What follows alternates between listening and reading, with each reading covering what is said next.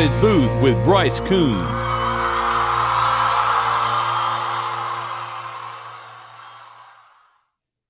Hello, everyone, and welcome into another episode. This is Swarm Talk, brought to you by the Crowded Booth. Thanks so much for tuning in. Make sure to hit that like button. Make sure to subscribe as well. And if you're listening after the fact on podcasts, whether it's Spotify, whether it's Apple, we appreciate you. We hope that you tune in on there as well. We got an action-packed show tonight, and it's about time we start talking about football again. We've had a ton of fun with the streams, but this is strictly talking about the Jackets, and we appreciate you so much for being here. Look, it is no secret that the Georgia Tech Yellow Jackets are embarking on what is an important season in not only, I would say, I don't want to say just the history of what's happening, but where college football is going. And it's going to be a lot of fun to talk about that as well. But before we get started, I want to thank our sponsor, Section 103. You see it on my bottle right here. Fantastic brand. Use code Crowded Booth for 10% off your first order. They've got great NIL opportunities for you to support the athletes and to get you some great gear as well over there. But I want to make sure that you do what you need to do in the sense of supporting a great brand that supports the Georgia Tech Yellow Jackets. A lot of fun stuff to talk about. And as we kind of get rocking and rolling in this, I think that we need to understand the whole scope of what's happening across the college football landscape. And let's just get it out of the way. This is a money grab. This is one of those things where who can position themselves best in the new age of media being able to say, hey, we need to lock up a deal that not only secures us financially, but also has forward thinking in how we're going to distribute that media. Now, look, I know we have Tech fans watching and tuning into this, but what I think that we also have to understand is where media is going. And let's start there. Cable, as we know it, is obviously dying. It's the cable packages are through the roof. Personally, I have YouTube TV that we use, and it has the ACC network, SEC network, Big Ten network. It really at a fraction of the cost. So all of this to say is, while it is a good, while it's a good cost, I should say, but I think that where we're heading with this is positioning yourself to see what is best for not only an individual program, but the big brands and exposure and distribution. So with me, this is where I go in this. Georgia Tech has an opportunity this season, and what is arguably the most important season in its recent history, to position themselves as an attractive we'll just act like this is the Bachelor or the Bachelorette. We have to be forward thinking. We have to look at the new landscape. We have to sit here and say, in the day and age of streaming and Apple TV, which is gaining traction, ESPN Plus subscriptions. I mean, you think about the subscriptions that you have and maybe the content that you look at and that you see, and this is how you consume that content. I've been in the camp of this. We think and we talk about how tough it has been in recent years to watch ACC football, how it has been a struggle, whether it was with Valley Sports or before Raycom Media, which I know the CW is taking over, and I want to talk on that as well and touch on that as well. It's been really difficult to find a game. If you are having trouble finding your favorite team on a Saturday, that's not a recipe for success. It's not something that you can sit there confidently and say, this works for us, because it doesn't. Quickly want to hit on this. I think, all jokes aside, the CW being available in 96% of households per the last Nielsen rating, that is something that the ACC hit on. It's not going to be flashy. It's not going to be, Apple TV. It's not going to be ESPN. But what it does is it gives availability to that region, to the ACC, to be able to watch that. So we'll stick with that there. But this season is important because we have to understand, where do the Jackets and this program as a whole fit into the new age of college football. Now, for some reason, you're just now joining and you're just now kind of saying, well, what happened? Maybe you've been on vacation. Obviously, we've seen the moves to the Big Ten. UCLA, USC, obviously last year, Washington and Oregon, going through and continuing to see that. But when you look at the Big 12 moves, and a lot of people in our Discord and our chat have mentioned this, the Big 12, folks, is positioning itself very, very well. And I want to make sure that I get the name right. But you're starting to see a push, and it's Brett Yormark, who wasted no time in moving things along for the Big 12 Conference. He was announced, obviously, but you see what he's been able to do. He's the 5th commissioner of the Big 12 Conference. He replaced Bob Bowlesby, but he's a guy who has that media background. He was from Rock Nation. He was the COO of Rock Nation, the commercial side of the business aspect. And if you're familiar with what they do, you can understand that a lot of leadership decisions are coming from people with a media background, understanding that's the shift. That is where the money is. So all of that to say is the Big 12, hats off to them. They have done a great job. They have positioned themselves knowing that they're not the SEC or the Big 10, but knowing in order to survive, they needed to make a move, and they did just that. Look, whether you think Colorado is going to win or not, Deion Sanders is going to be must-watch TV as a head coach at Colorado. They added that in. They get the Arizona schools who have shown some improvement. They get Utah, who is a Pac-12 champion. So they bring in the Utes, which is, look, you can think about brand names, but there's a winner right there in Utah. Obviously, they lose Texas and Oklahoma, but I like what the Big 12 did. I think they positioned themselves to kind of in that tier 2 level of conference. They're not quite there. Now, look, if they can continue to have all of the trending upwards of some of the teams, we'll see. But we have to wait and see. And on that front, obviously, that's going to be decided on the field. What if you're the ACC and if you're Georgia Tech, you're keeping an eye on the fact that what happened to the Pac-12, you could be next. Pac-12, now the Pac-4. Obviously, the conversation's coming out today that there could be, some conversations being had between the presidents, between ADs, that the Pac-12 or the Pac-4, I should say, that Cal and Stanford could match up with the ACC. I'm going to get onto that here in just a second. But the ACC, look, we've talked about the grant of rights. We've talked about, the distribution of its games, both in linear and digital broadcast. We've talked all about this. But what we have to understand is that the ACC has to be forward-thinking. They've got to think of something ahead of them to be able to move into the next stage, move into this next group, and not fall behind. Now, it kind of all starts with Florida State, making the choice, making the decision to kind of publicly, in a weird way, kind of out everyone else and say, hey, we're the brand value. And as much as you hate to say it or not, Florida State and Clemson are the big brand values. It's one of those things that they do carry a lot of weight. For the ACC to survive, and this is not all this show is going to be about. It's going to be about Georgia Tech here in just a second. But for the ACC to survive, does adding Cal and Stanford really move the needle for programs such as Florida State, such as a Clemson? Look, I don't think that moves the needle where it needs to go. I don't think that the money's worth it.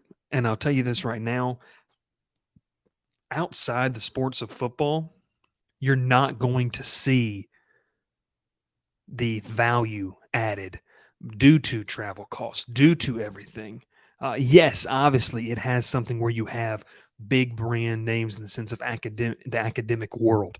Stanford and Cal, great two academic institutions that kind of fit the mold. But when you talk about fitting the mold academically, that's where it stops for me with seeing if they should join the ACC and seeing if the ACC should really, in my, should they join? I don't see it. I do not see that. But Georgia Tech has to be proactive in this sense. And you wonder, well, what are they doing? What are they doing? You're not going to be Florida State or Clemson from a brand value right now. We're going to get into that in a second. But what you need to be concerned about is 24/7 Sports releasing one of the latest articles about ACC alignment, conference realignment. You knew that Florida State and Clemson were going to be up there. Look, North Carolina is going to get, obviously some looks from both the Big Ten and the SEC. But when someone mentions the Virginia schools and you start to think of on-the-field product and the Virginia schools both being a fit for the SEC and the Big Ten, you say, well, why? It's a whole new state that's going to be unlocked. It's obviously you have the academic rigor of those two places that is nothing to slouch about. It might not be Georgia Tech, but two good academic institutions that fit both the brand of the Big Ten and the SEC. But if you don't take those steps, if Georgia Tech sits back and does nothing, what's going to happen? We had a great conversation in the Discord about that. So that's kind of the opening monologue here.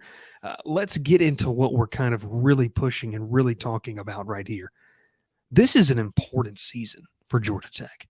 Obviously, we're going to talk about, on the field stuff. We're going to have previews coming out, both offensive and defensive full previews, predictions early next week of how we feel like the season will go. But we have to sit here and ask ourselves, is this season in the grand scheme of things much more than what's on the field? It is. It is. The next decade of Georgia Tech football is going to be defined on what happens this year and maybe next. On the field, marketing, the branding of the institute, everything has to be pushed in here. Do I think that Georgia Tech's going to get an invite to the SEC? No, I don't think so. But I'll also tell you this. I didn't think that UCLA and USC would be playing in the Big Ten. I didn't think that Oregon and Washington would move to the Big Ten. Do I think that the Georgia Tech fits the mold of what the Big Ten would look like? Yes, and I saw Marcus Brooks earlier saying that it feels like a fit. You talk about the Atlanta market, but we also have to ask ourselves this. And for the folks that are in the media industry, please chime in on this.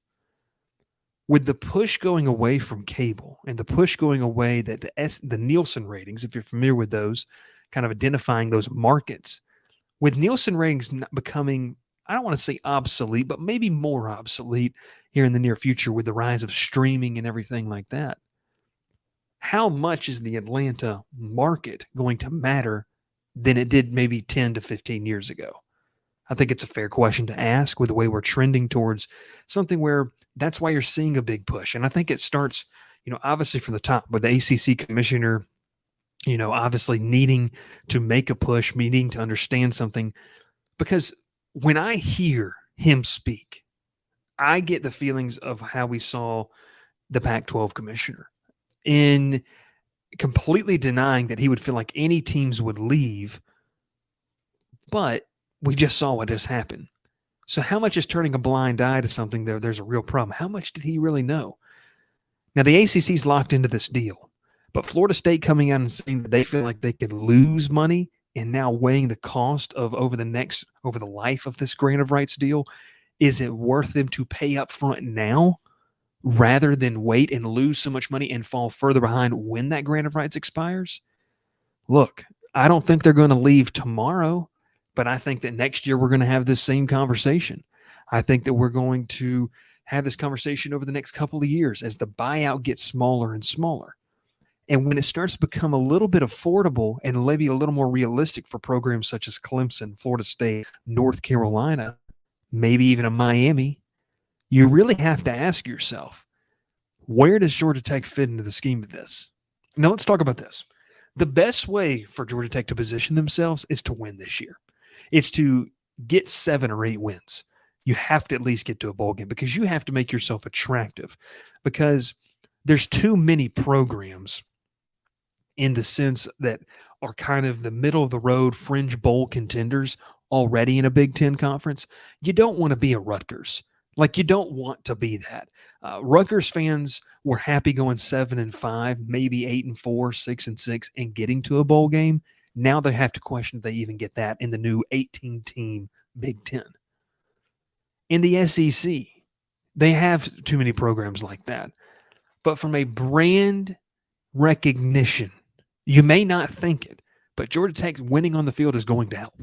And it's going to do that, because I was talking with someone the other day, and they said, man, college football's better when programs like, and you look in the ACC, and look, yeah, I understand the rivalries. I understand that you have all of these things that come together in the sense of, your disdain or your dislike for other programs. But you really have to sit there and ask yourself, Miami is a brand. North Carolina is a brand. As long as they have that Jordan logo, whether it's basketball or football, it's a brand. And it can move the needle for certain teams. It also gives you a gateway into another state in the recruiting front. So what is Georgia Tech going to offer? What can they offer? Well, if they improve on the field, they're going to give you a quality program. If Brent Key's the guy. If they improve, and what's also we're not talking a lot about with Damon Stoudemire in the basketball realm, that is cherry on top if you can do that. Solid baseball program, women's basketball program, but the two money-making sports right there. If Georgia Tech can see improvement and real improvement in this, that's going to be huge. The second thing is if you win, you reestablish that brand name. A lot of people, make different assumptions. We like to talk about different things, and you hear the jokes about no one cares about Georgia Tech. But look, and we've talked about this long enough. There is a place for this program in the modern day of college football, but it's going to take winning to do just that. You can't have another 3-9 season because then you're teetering on the fact of being completely obsolete, like we talked about. They were just that from a brand value recognition. And when you were mentioned on the major networks, it was to only talk about bad things. That has to switch. That has to turn around. You have to prove your brand and your net worth, essentially, to be able to move and show value to the Big Ten. Because there's been a lot of conversation of people talking about, and we talked about this earlier, the Atlanta market. The Atlanta market means something. I'm not buying into it as much in the sense of a ratings perspective because I believe that Nielsen ratings are being pushed out as the rise of streaming networks, your Apple TVs, your Amazons, your Amazon Primes, your YouTube TVs, your Hulu Sports. As that rises, we don't need to look so much into that. It's kind of an archaic way of thinking about TV ratings and audience. Now, does Georgia Tech have an audience? Yes, they do. Can they return to that? They sure can. I think that it's going to take a program like Georgia Tech, a program like Duke, Wake Forest, NC State. It's what has to happen is you need folks in leadership to understand which way it's going. And maybe Georgia Tech has that in J-Bat. We had a lot of conversations. We haven't seen a full football season with J-Bat at the helm, really and truly. So I think that when you look at the demographic of college football and where it's trending, yes, we're going to get to a point where college football continues to change. Is the sport going to be okay? Yes, it's going to be okay. It's going to look different. But look, college football has always looked different. College football has always looked different in the sense of every 10 to 15 years, it has not, it hasn't necessarily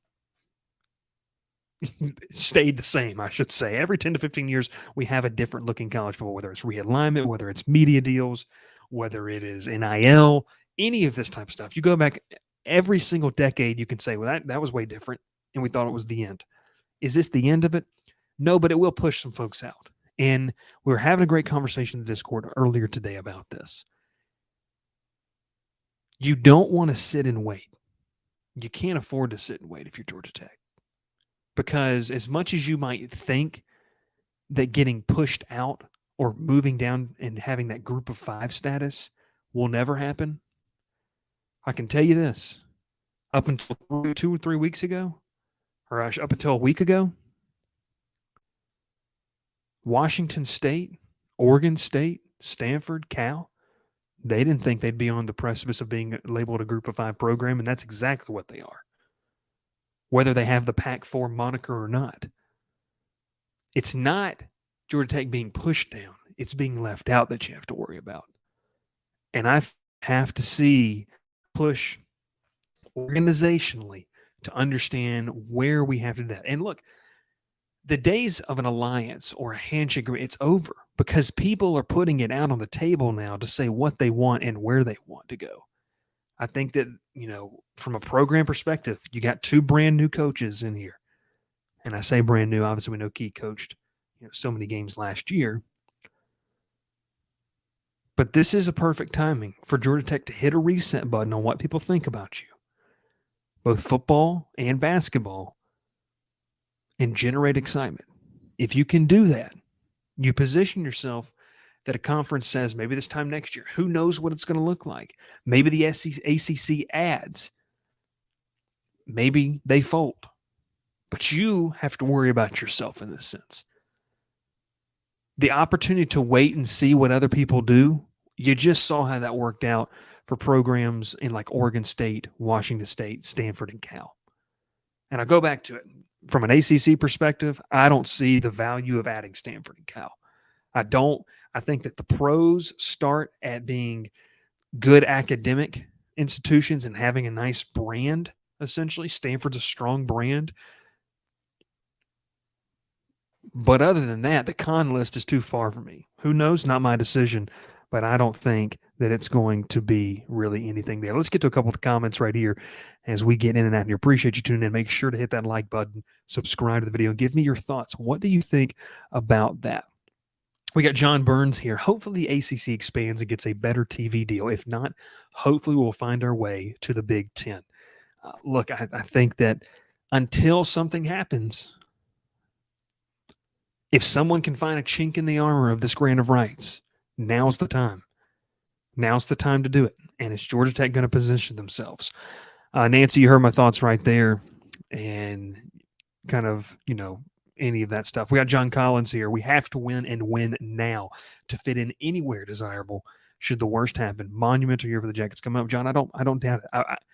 I really beg the question because it's not all about on field. Let me know in the comments. Has there ever been a more important year for Georgia Tech football in the past 20, 30 years? And taking into account what's happening in conference realignment, where this sport is heading, is there? I don't know. William Powell, I wish Georgia Tech would have moved back to the Big Ten when Paul Johnson's coach. The answer, from what I've heard, they chose not to. They might not. Keep rolling down here. Marcus, appreciate you tuning in, my man. My man, Bryce, Tech has got to be forward thinking when it comes to new landscape. We cannot wait for the dominoes to fall. If we do, we're left on the outside looking in. This is the comment of the night so far. You can't afford to do that. Like I just said, you just saw what happened. There isn't let's wait and see what the ACC does. Well, let's wait and see what the TV deal does. No, because look, Clemson and Florida State have shown their hand. Florida State, most notably, has shown their hand. They've told you, hey, we're going to leave. We're trying to find a way.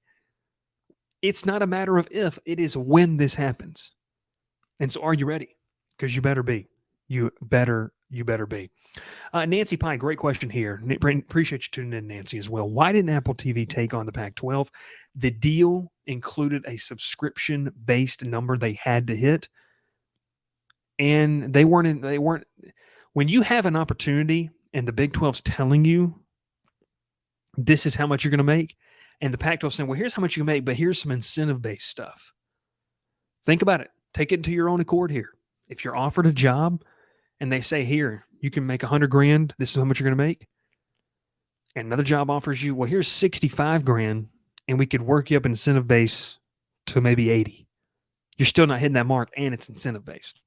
It's going to be really, really interesting to see just that. Marcus, once again, I know that we are in the South, but the Big Ten is the move. I think we can all agree ACC needs new leadership. I'm with you. It has either that or there has to be some type of committee formed that understands what's happening. It drove me crazy to listen to the conversations happening. I understand the grant of rights. And I know there's probably real work being done that we all don't see. And I get that. Something has to happen.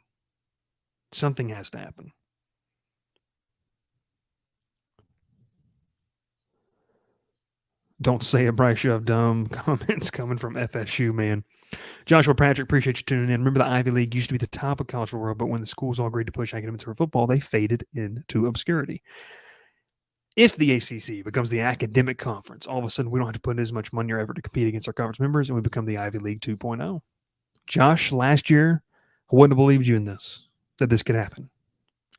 It's going to show the hand of what people are thinking up front. It's going to show the hand of people up front. Interesting question here from John Burns. What is the chance that Georgia Tech could survive in being successful as an independent? I don't think they could, because I think as an independent nowadays, to be relevant, you have Army, who is obviously, a military academy, so it's not necessarily, you can't compare that. Notre Dame, what is Notre Dame? Well, one, they got rich history. Georgia Tech has rich history. It just doesn't get talked about enough because they haven't been truly relevant over the past 5 years. And look, you can get mad all you want about it, but this, in day and age of social media, it's what have you done for me lately? And Georgia Tech has not done a lot for you lately. That's why it's not talked about. It's all recency bias. That's why. I don't think Georgia Tech could survive being an independent if they just went in tomorrow. They couldn't do that. They'd have to have like several 10-win seasons, maybe a decade, 5 to 10 years worth of success to be able to do just that. Because then you're sitting in a situation where you need your own media deal. And that's one of the biggest things that Notre Dame has. And it's what makes Notre Dame Notre Dame. Nancy as well. I like what the Missouri coach said, Eli Drinkwitz, by the way. There hasn't been much consideration of the student athlete with all these changes. Football can travel across the country, only have one game a week, but other sports, it's going to be a disaster. And that's why I don't think Stanford and Cal should join the ACC. I just don't think it. Nancy, talking about that Notre Dame team, will make a move to go to a conference with their media marketing playing schools, possibly not in the big media markets. I agree with you. John Burns, I believe Atlanta market is very attractive to the Big Ten. I'm not saying it's not. It is. I think that we've just been glued to TV numbers, and I don't think that that's the biggest reasons why. But Miami fans don't even support Miami football. Miami and UNC are not the programs everyone thinks they are. Montega, not so. What does Miami constantly underdeliver? Yes. Does North Carolina underdeliver because of bad defense? Yeah, they do. They have. But those are programs both with financial backing. If you get the right person in there, if you get the right tools in there, they can be juggernauts once again. They just can. Marcus, the move to Big Ten could also hurt UGA because the door to recruiting would be open to Michigan, OSU, PSU, Penn State, and if they could start pulling some of that talent from them. It would. It opens up recruiting doors. Ohio State's had some success. They just lost Ajante Gilbert, a guy Texas looking at and going after. Penn State, you don't see a ton of it. They recruited Duke Watson, the running back that was once committed to Georgia Tech. Michigan here and there, you just don't see it a lot. So yeah, it could. It could over that. Montega, do you think if we win maybe 5 games, we're competitive all around and not getting destroyed every week? Do you think it's enough if we win maybe 5 games? Yeah, I think that you've got to show, as much as it hurts, folks, and Montega, I'm going to hold this question until next week. Nancy Pye, winning helps branding, but what else would help GT? Maybe need someone media smarts help out on that staff. I agree with you. You see the new commissioners that are being brought in on conferences, they have media backgrounds. The new Big 10 commissioner, Big 12 commissioner. You see these folks that are understanding the landscape of what we're getting into, and they're forward thinking. And the ACC needs that. They need just that. Joshua Patrick, what scares me is how tech demographic has shifted. If we're being honest, as academics and international relations got raised, both sports paid the price. Very interesting. Not saying that those are not good things, Patrick continues, but in many ways it's one or the other. So that is interesting. That is a very interesting. John, I'm ready right here. It's time for the ACC to stop playing defense and go on the offense. T. Branch, appreciate you tuning in. I think a football bowl game and greater than 500 basketball team will be a good start, but a consistent bowl team and a 500 basketball team needs to be our standard going forward to be relevant. I agree with you. Jonesy, GT's in trouble if they have a 4 or 5 win season. Rec Talk, appreciate you and loved your content the other day that you were doing with the schedule predictions. The scary thing is we need Tech to be ahead of things, which we've never seen them do as well as the ACC. Very good point. Very good point. Have we seen them do it? We haven't. So, it's going to be interesting. The grant rights issue. I wonder if there's a time frame that the exit fee has to be paid. I'd split it of 20 years, and then the ACC would be gone before having to make payment number 5. And that's a good point. That is a good point. What does that look like? Does it have to be something that's paid all the way up front? That's something in the legislation aspect that I don't really do that. John Collins got to put the kids to bed. Appreciate the content, Bryce. Go Jackets, and to hell with Georgia. John, appreciate you as well. Thanks so much for tuning in. I wonder if FSU being so vocal is them trying to be at ESPN to think about redoing the deal. It could be. It really could be a power play. Well, I don't know though. I'm not sure. So when has UNC been a juggernaut in football? And we didn't say they did. We're not saying, folks, when we talk about brand value, we're talking about when a kid sees that color or they see that helmet, they immediately know what it is. When you think of that blue, you think Carolina. That's what you think of. When you see the Jordan logo on the jersey, it means something. So it's not, that's what folks have to get out of their way and understand. I understand you don't like these programs. It's not always on the field play. You want to know why UNC still has Drake May? Because they had the funds necessary. They've got the brand, the NIL, to keep him. If not, he'd be in Tuscaloosa. Why do you think they keep getting top-tier players? It's not that they just luck into it. You can't be bad and get that. So, not just being a juggernaut, we're talking about consistency in that sense. Miami's the same way. Why do you think Miami still brings in talent? Because there is a hope and a draw that if they can, maybe those kids, maybe this coach can be the guy that brings them back. They have something to hold on to. Georgia Tech has not had that. They have not had that outside of a triple option in so long that people don't even remember it. Not trying to take a dump on the program here. I'm just being brutally honest. So it's not we're saying they're juggernauts. We're just sitting here saying that the brand value, the logo on the side of the helmet, it resonates with people. That's got to happen for Georgia Tech, not just on the field. On the field, you can be, look, it's because it's been shown. On the field, you don't have to be elite to have a big brand. You don't have to. Miami's shown you that. They have consistently underperformed their expectations. Now, they could come out this year and win 9 games because they got the talent to, but every single year we churn this stuff out. The talent's there on that roster to do this. It would surprise me if Miami or North Carolina won the ACC this year, but it won't surprise me if they win 7 to 9 games and go to a nice bowl game. What bold moves, Tyler, appreciate you watching, can the ACC make right now? Convince Notre Dame and whoever they want to join is the only thing I think of. What is the leverage that the ACC has? Because right now, everyone knows the ACC is desperate. That's the big problem, too. They know they're desperate. I don't know. Right, the thing with UNC Miami is the play on the field is different from how many people are watching them. It seems oxymoronic, but many people watch them. You're exactly right. Buzz Rocket 1, appreciate you tuning in. I don't think we're talking enough about how much the decline of college basketball has been a major problem with the ACC. Football is definitely the money deal for TV, but basketball has been the ACC. You've also got to combine it with the fact that the SEC has gotten way better at basketball. 7, 8 years ago, it was Calipari at Kentucky, and then you'd watch the ACC. Now, you have really good coaching in the SEC. You've got really good teams. And the ACC has had some down seasons. So it is. Montega being jerked out and Jordan Gear's a big draw. Shoot a Jordan or Nike to protect wouldn't be a horrible move, and the fact that we switched not long ago to Adidas. Money. John has become the avenue to championships. And Drunk Engineer, I appreciate you. GT fans need that brutal honesty sometimes, Bryce. And then William Powell here. Notre Dame would save the ACC and bring also ESPN back to the table for a better TV contract. That is a factual statement. But where is that happening? Where is that happening? The ACC is not in a position to say, well, we want you, They don't have that. Why do you think that they're having a conversation with Stanford and Cal? You think those were choices 1, A and B? No, they're more like, J and K.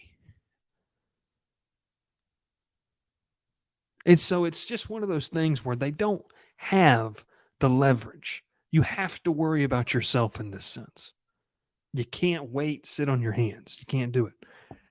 And then Marcus right here, forget Notre Dame coming to the ACC. They are bigger than the ACC. For them, there's no benefit to join. There isn't. It just, as close as it might have seemed, they might have done it a couple years ago. You're so far off from it right now. I just don't even see it happening. Make sure to get your questions in here as we kind of wrap it up here. We got about 2 more minutes left on the show, but I think that this is what we've been trying to get out there and understand, is that brand value matters. Understanding that Georgia Tech, the thing, you have to control what you can control. What can you control? Let's start there. Let's start here. What can you control? You got to win that primetime game against Louisville. You have to. Because those are 2 programs that are fighting. You have to think about this. You're fighting to be the hottest date. That's what you're fighting to be. Georgia Tech's got to show that. You got to show that. So you got to win that one, because then maybe you feel like you got a leg up on Louisville. You got to beat your ACC competition. You got to go on the road and beat Wake Forest. You got to beat Virginia. Upset North Carolina again. Go down to Miami and beat them. If Miami is not as good as y'all think they are, then beat them consistently. So that's just kind of where we sit on that, but it's a fantastic idea of where does Georgia Tech fit into this. There's a place for them, but you got to win and you got to have the brand value to be consistent. You have to do just that. Bryce, what do you think Tech's best move would be? We'll end it right here on this question right here, and Jonesy, appreciate you. In my opinion, the best move, if you can get to a bowl game this season, whether it's 6-6, 7-5, 8-4, and you win a bowl game, you have to have the forward thinking to be able to build upon it. You can't control any of it right now. There's not going to be a ton more movement that is going to affect Georgia Tech directly. Florida State's not leaving before the season's over, and you can clip that, and if they do, I don't think anyone's expecting it. But you've got to be able to go to a bowl game this year. Then you've got to improve upon that. And in 3 or 4 years, you've got to be challenging to go to the ACC title. This program has its work cut out for them.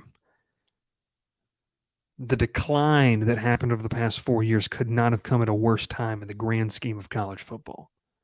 But it all starts on September the 1st. You got to win that game. It's a must-win game now for me, more than just for on the field.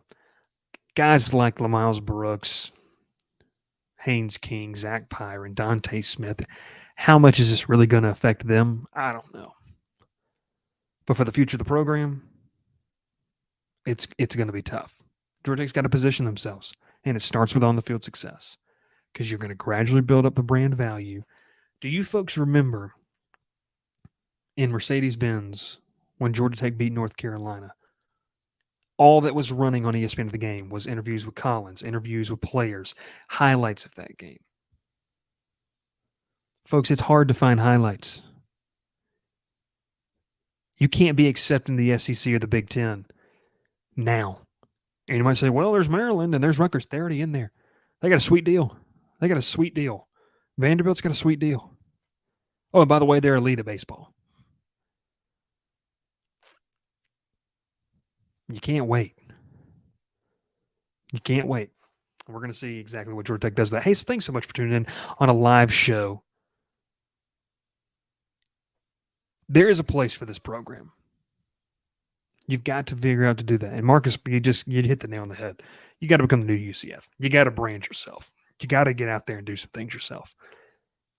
Be interesting to watch. Be very, very interesting to watch. Greg Westbrook, appreciate you. Great show. Thanks for the content and discussion. I think it's a great discussion to have with you all on that. Hey, quick programming note for the rest of the week. We're going to have that college football revamp stream later this week. We're going to be previewing the offense and the defense in 2 separate shows. And then next week, early next week, we're going to have full predictions. Bring them. You might not like them, but bring them. Want your comments, questions, and concerns? Make sure to subscribe to the channel, like the video. Thanks for hanging out with us on a Tuesday evening. Hope you all have a fantastic rest of your day. We'll catch you next time here on another episode of Swarm Talk, brought to you by The Crowded Booth. Pile in here and make yourself feel at home. The Crowded Booth is coming on. The Crowded Booth with Bryce Koon.